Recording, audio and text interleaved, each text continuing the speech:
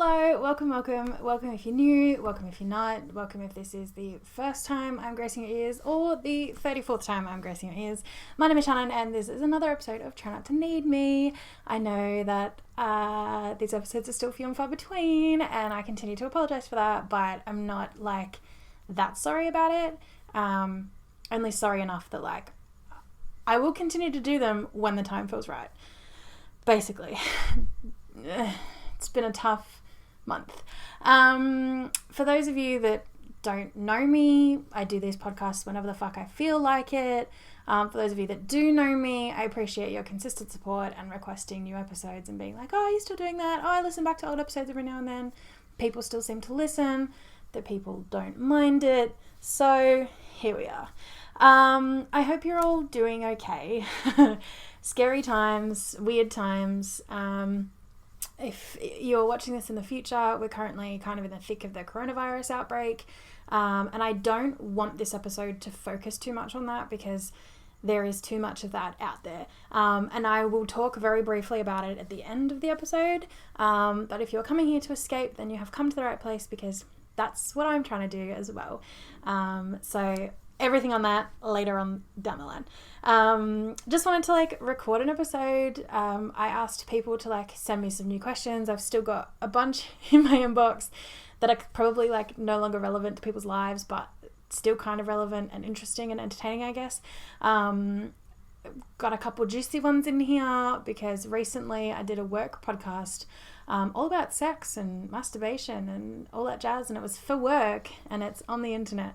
So I feel like at this point, what's the harm? And I will link that down below if anybody wants to go and listen to it. It was really good. We chatted to a sexologist who does a lot of work with Love Honey, her sex toy company. So shameless plug, I will put that in the description box. The description box of this video and the episode description if you're listening to this on sound, because I am filming this and recording this at the same time. Cool, amazing. A quick update on my life. Hi, it's 2020. Still working, currently remotely. Talk about that later.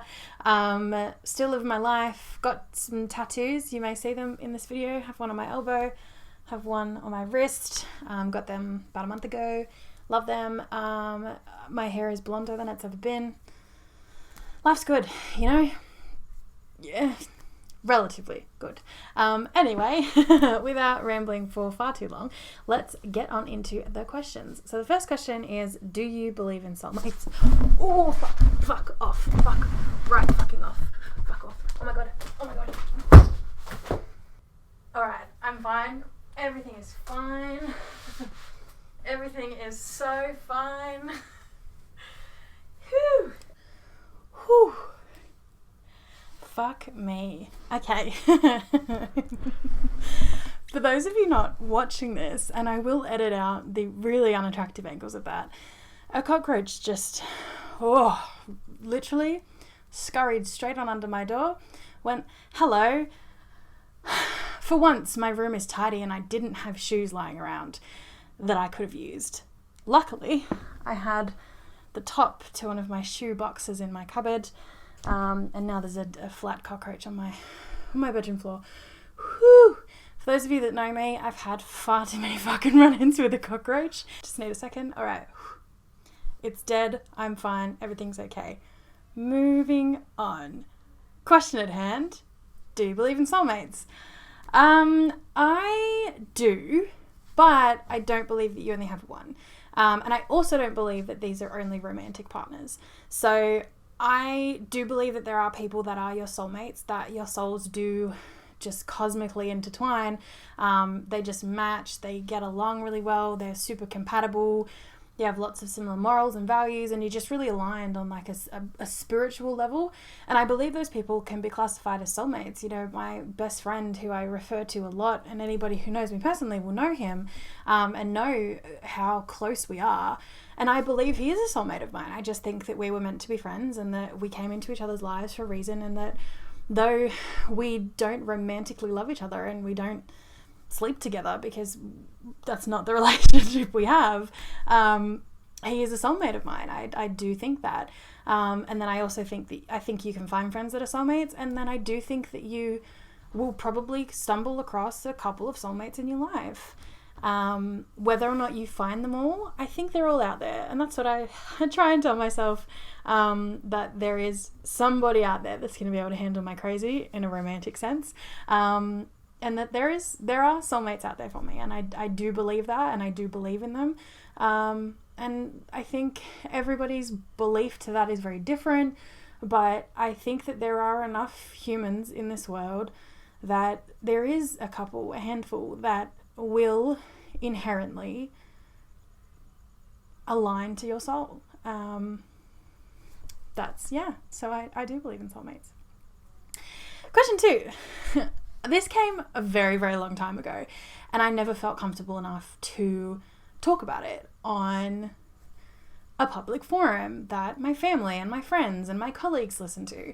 At this point, I'm an open book. At this point in my life, 24 years old, I will literally talk to anyone about anything if they ask. You asked, I'll talk about it. This question says, are you a virgin? What is your personal experience with sex? I am not a virgin. I did become sexually active at the age of 21, so I was a bit older, a bit of a late bloomer, some of you may say. And I don't regret that decision. I don't regret doing it. I don't regret not doing it sooner. I think that that's how it needed to play out in my life at that time. I guess sex for me at this point, like, I've never been in a relationship. So everything that's been on the table for me with partners, romantically or sexually, has only ever been casual.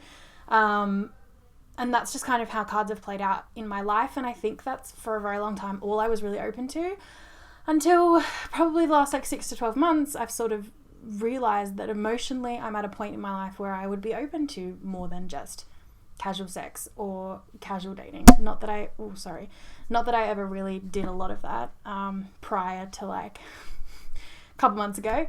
But yeah, to answer your question, my personal experience with sex has always been very casual. And if you want to know more about it, again, me and my colleague and a sexologist spoke quite flippantly about this on our podcast, which you can go and listen to. But for me, it's been mostly a physical attraction thing to somebody that I'm like, yep, cool, I want to get down and dirty with you. And that's fine. Sorry, mum or dad, if you're watching this. But that's how it's been for me in my life so far. I don't feel the need to disclose like a body count to you or anything like that, because I don't know that that's necessarily advice-based. But if you know me personally, you'll know what it is anyway, so what does it matter? But yeah, so I guess for me, that's where I draw my experiences from. I have used every dating app under the sun to find these men. So if you want more stories about that, do let me know. But yeah, that's my personal experience. Next question. I recently had someone I'm romantically interested in come back into my life after 3 years. We had met randomly, lost touch, and now reconnected through Bumble. I can't help but think the universe is playing a part in bringing us back together. Ooh, girl. Okay. I absolutely think this is... yes. I think it's something to listen to. I mean, I'm a big believer in the universe and its plans. The tattoo on my wrist is essentially a form of saying, like, trust the universe's plan and what it's laying out for you, what it wants for you, what it wants you to pay attention to. And I think if this person that you kind of always had a connection with, you were always interested in, you always wanted to pursue further, has reappeared, and you've reconnected and you're like actively having a conversation and kind of like catching up on life and seeing where you're at, and you still have those thoughts, see what happens, play it out, literally see where it goes, because I don't know that there's really any harm in that.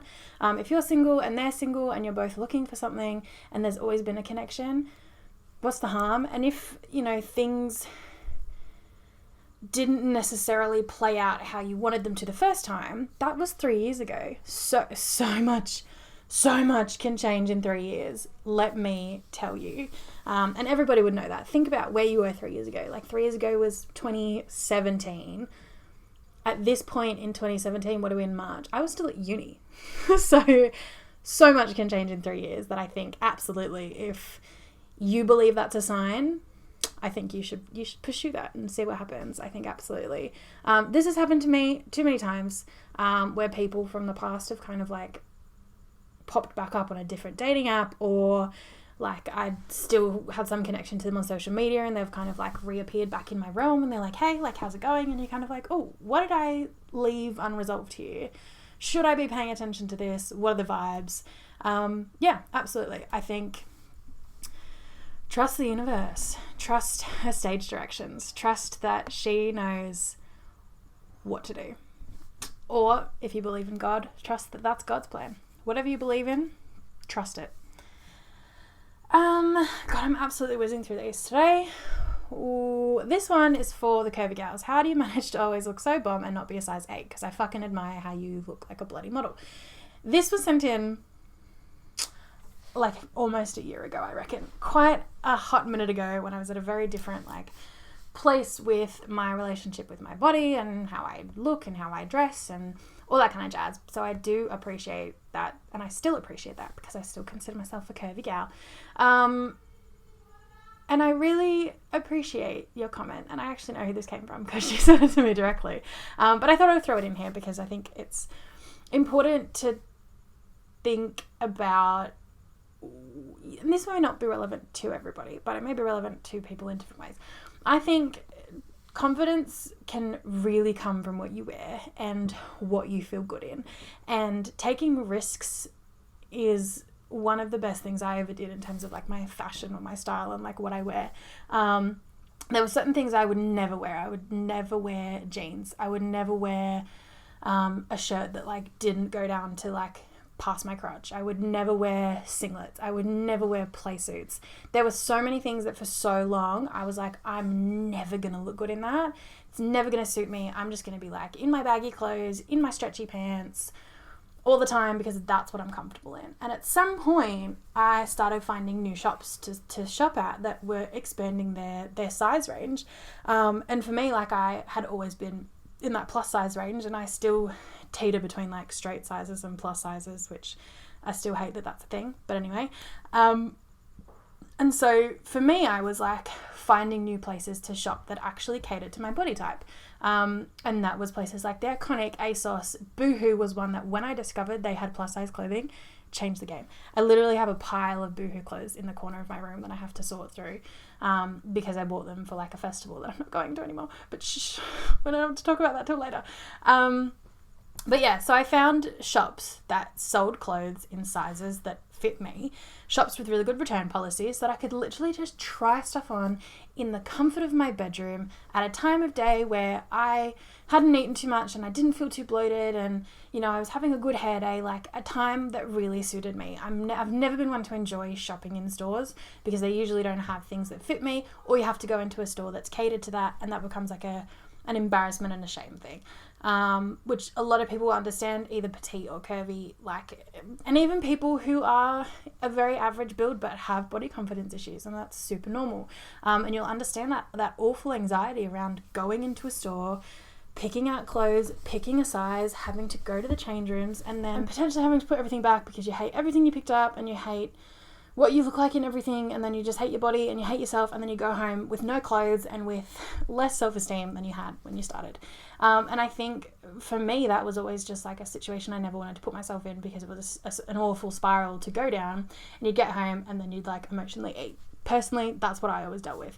So when I found these places that sold really cute, trendy clothes in my size that fit me, that were styled to me, like to people of my body size and my body shape, it was a game changer. Like I bought play suits, I bought real jeans, like not jeggings, not ones with no button, like real actual jeans. I bought mini skirts, I bought crop tops, which I don't own a lot of them, granted. I bought denim shorts. Like there were things that I never owned that I bought and suddenly felt really confident in, and that's what changed it for me. And so I think you have to find the comfort zone to where you can experiment with your style. So if that is shopping online and trying it all on at home, and then just like returning the stuff you don't like and not feeling bad about that, and doing that in your own time, in your own space, and having the ability to like process that and go through it alone. I always used to buy things bigger than I thought I needed, because you never know when you're a bit on the chunky side where it's going to give you the leeway. So I'd buy things bigger, and then when they were too big, I'd be like, sweet, I feel great about myself. Or if they were a little bit more oversized, I'd be like, oh, cool, I feel cute in this. Like, I like this. It's super comfy. I love it.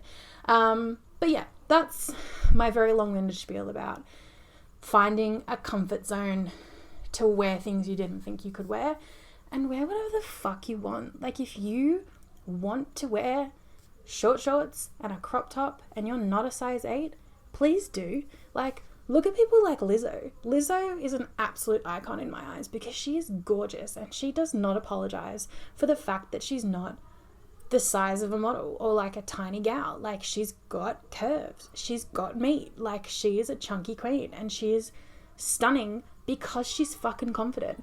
She doesn't apologize for who she is or how she looks or the size of her clothes or however few clothes she chooses to wear. Like, she does not apologize for that. And that's why she pulls it off, because she's confident. And that's what I found, is that even if I don't feel confident, if I pretend I do, people are like, oh, you look really good. Like, I really love your outfit. Like, it's really cute. And you're like, oh shit. But yeah, so I think find your comfort zone, find things that are going to make you feel good, and just wear whatever you want to wear. Honestly, please do. So that's kind of like my normal podcast episode content, if you will. Content, baby, content. I do have 2 questions that got sent through on my Instagram, because I asked people if they wanted to send me questions. And I sort of said they didn't necessarily have to be related to the whole situation of COVID-19, which something that someone at work told me was that you'll never read it again the same way now that you know it can be said in the same tone as "Come on, Eileen. Come on, Eileen. COVID-19. Da, da, da, da, da, da." So enjoy that being stuck in your head forever. And I hope that that brings some sort of like, what's the word? Humor to the situation. Basically, if you want to know where I'm at in terms of like the decisions I'm making and my social distancing plan and all of that, there's another work podcast you can listen to. It came out today, all about me and my colleague Anne spoke to a registered nurse who works in Melbourne about the situation and what we can be doing to play our part and how we should flatten the curve. And I'm not going to sit here and bore you with it. So if you want to listen to my thoughts on that and you want to listen to a registered nurse talk about it, I will link that below. Long story short, I'm social distancing as much as possible. I am lucky I can work from home. That's all I'm going to say on that in particular.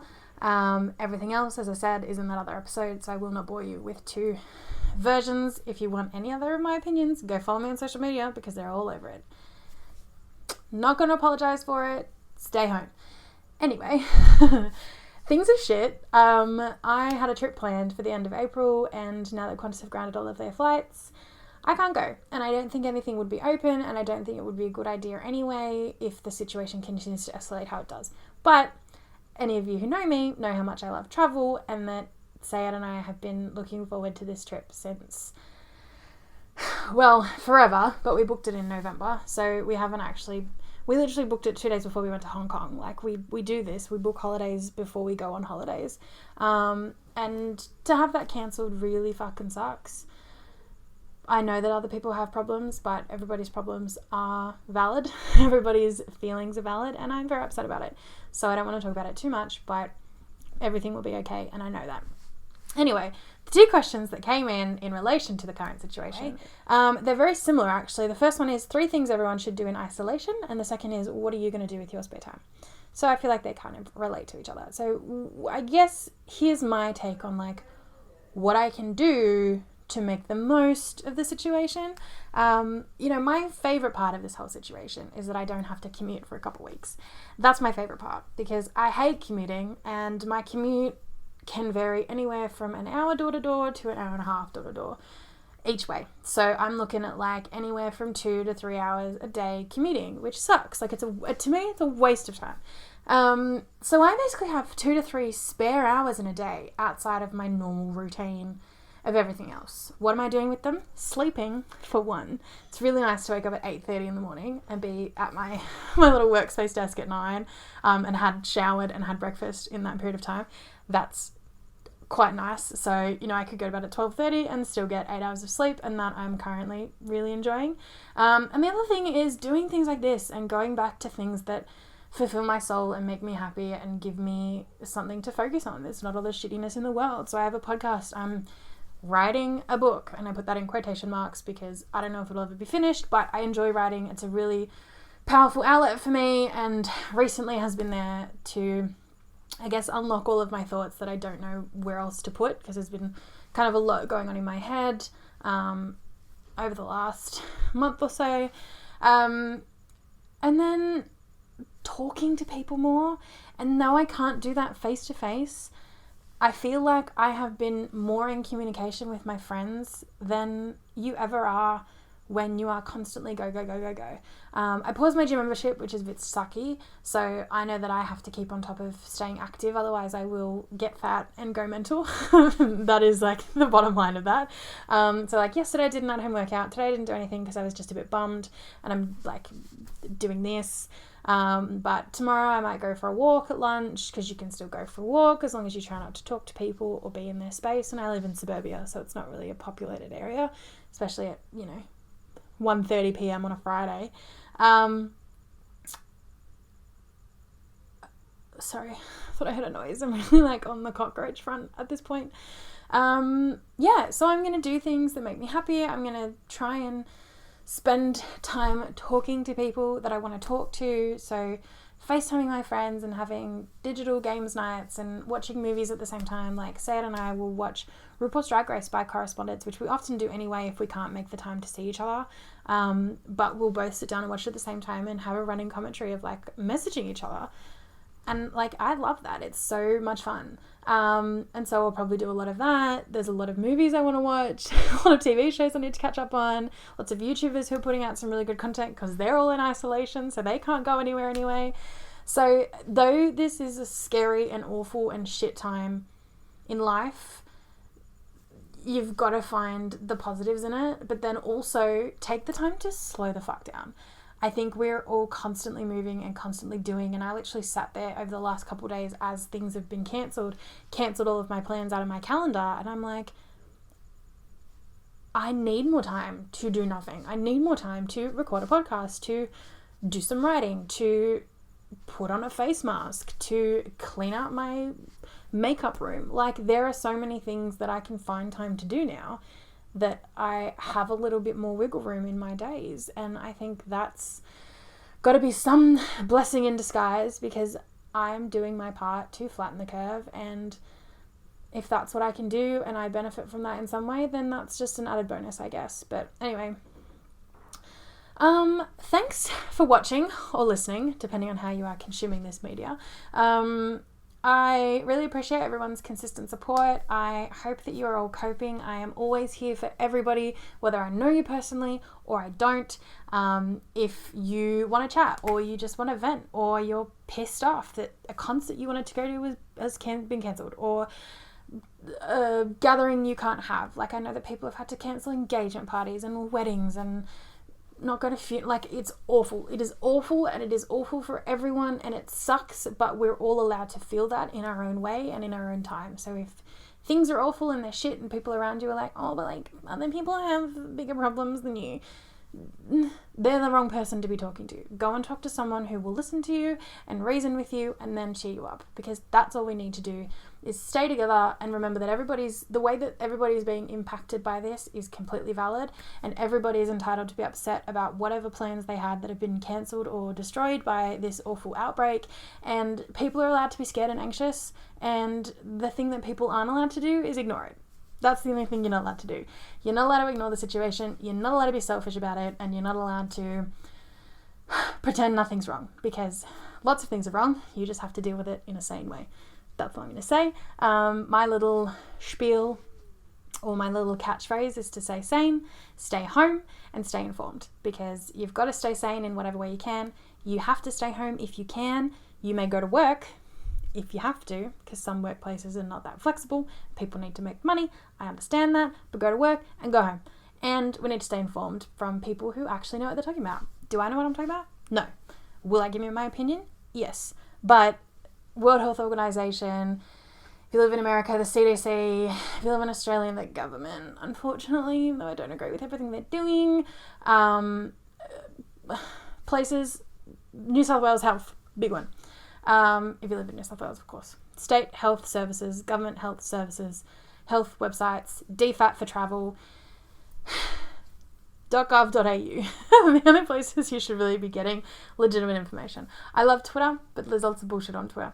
Anyway, now that I have sufficiently rambled, as I do, I want to thank you again for watching. If you want any advice, questions, or at this point, this has turned into like a chat shit podcast about nothing. If you want me to just chat shit, just send me topics, send me links to things, tell me what to talk about, or I'm just going to take it upon myself to talk about whatever the fuck I want to talk about, and you'll have to listen to it because you enjoy them regardless. But if you need advice, please do send me advice questions. If you need anything, I'm here if you need me, but just try not to need me. Bye.